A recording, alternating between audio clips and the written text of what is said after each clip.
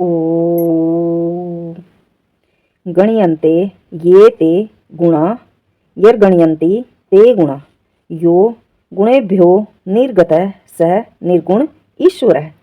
जितने सतव रज तम रूप रस सप्रश गंध आदि जड़ के गुण अविद्या अल्पज्ञता राग द्वेष और अविद्या आदि क्लेश जीव के गुण हैं, उनसे जो पृथक है, इनमें असबद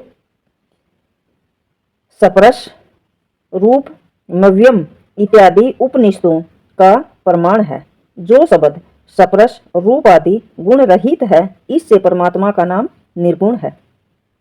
यो गुण स वर्तते स गुण है, जो सबका ज्ञान सर्व सुख पवित्रता अनंत बल आदि गुणों से युक्त है, इसलिए परमेश्वर का नाम सगुण है। जैसे पृथ्वी गंध आदि गुणों से सगुण और इच्छा आदि गुणों से रहित होने से निर्गुण है, वैसे जगत और जीव के गुणों से पृथक होने से परमेश्वर निर्गुण और सर्वज्ञ आदि गुणों से सहित होने से सगुण है। अर्थात ऐसा कोई भी पदार्थ नहीं है जो सगुणता और निर्गुणता से पृथक हो। जैसे चेतन के गुणों से पृथक होने से जड़ पदार्थ निर्गुण और अपने गुणों सहित होने से सगुण, वैसे ही जड़ के गुणों से पृथक होने से जीव निर्गुण और इच्छा आदि अपने गुणों से सहित होने से सगुण। ऐसे ही परमेश्वर भी समझना चाहिए। अंतर्यंतु नियंतुम शीलम यस्य सो अयम अंतर्यामी, जो सब प्राणी और अप्राणी रूप जगत के भीतर व्यापक होके सबका नियम करता है, इसलिए उस परमेश्वर का नाम अंतर्यामी है। यो धर्मे राजते स धर्मराज है, जो धर्म में ही प्रकाशमान और अधर्म से रहित धर्म ही का प्रकाश करता है, इसलिए उस परमेश्वर का नाम धर्मराज है। यमु ऊपर में इस धातु में यम शब्द सिद्ध होता है।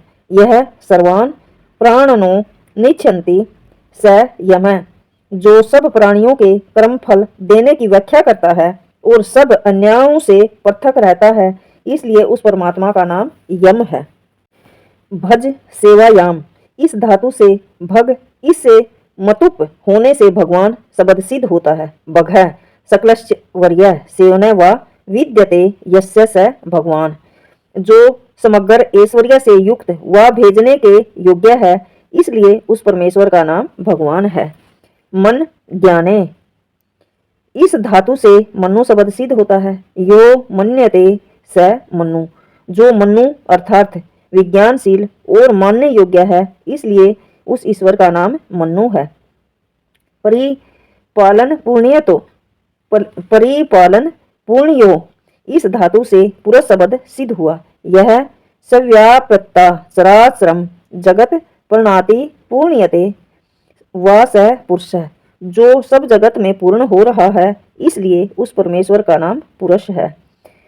अंग भ्रीज धारणो पोषणियों विषव पूर्वक इस धातु से विश्वम्बर शब्द सिद्ध होता है। यो विषव भीरभति धरती पुषणाति व स विशंबरो जगदीश्वर, जो जगत का धारण और पोषण करता है, इसलिए उस परमेश्वर का नाम विशंबर है। कल संख्या ने इस धातु से काल शब्द बना है। कल यति संख्याति सर्वान पदार्थान स काल है, जो जगत के सब पदार्थों और जीवों की संख्या करता है, इसलिए उस परमेश्वर का नाम काल है। शील विश्वेषणे इस धातु से शेष शब्द सिद्ध होता है। यह शिष्यते स शेष है, जो उत्पत्ति और प्रलय से शेष अर्थात बच रहा है, इसलिए उस परमात्मा का नाम शेष है। आप लरी व्याप्तो इस धातु से आप्त शब्द सिद्ध होता है। यह सर्वान धर्मात्मन आपनोति व सर्व धर्मात्मा भ्रायते छल आदि रहित स आप्त है, जो सत्य उपदेश सकल विद्यायुक्त सब धर्मात्माओं को प्राप्त होता है और धर्मात्माओं से प्राप्त होने योग्य छल कपट आदि से रहित है, इसलिए उस परमात्मा का नाम आप्त है।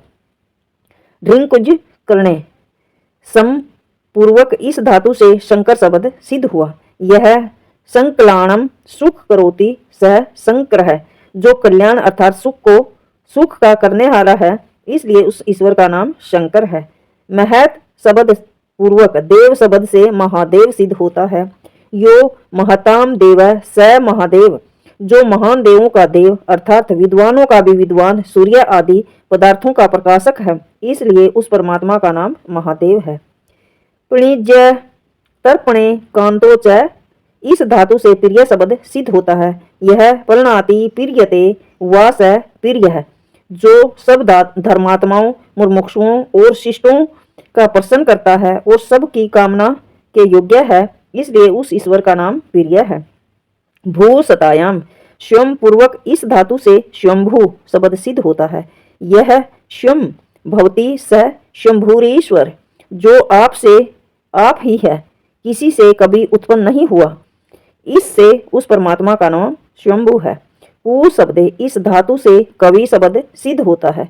यह कोटि शब्दयति सर्वा विद्या स कवीश्वर है, जो वेद द्वारा सब विद्याओं का उपेष्टा और वेता है, इसलिए उस परमेश्वर का नाम कवि है। शिवो कल्याणे, इस धातु से शिव शब्द सिद्ध होता है। बहुल मेत्र भिन्न दर्शनम, इससे शिव धातु माना जाता है, जो कल्याण स्वरूप और कल्याण का करने हारा है, इसलिए उस परमेश्वर का नाम शिव है।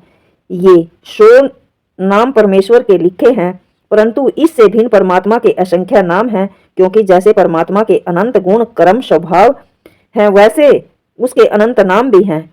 उनमें से प्रत्येक गुण कर्म और स्वभाव का एक एक नाम है।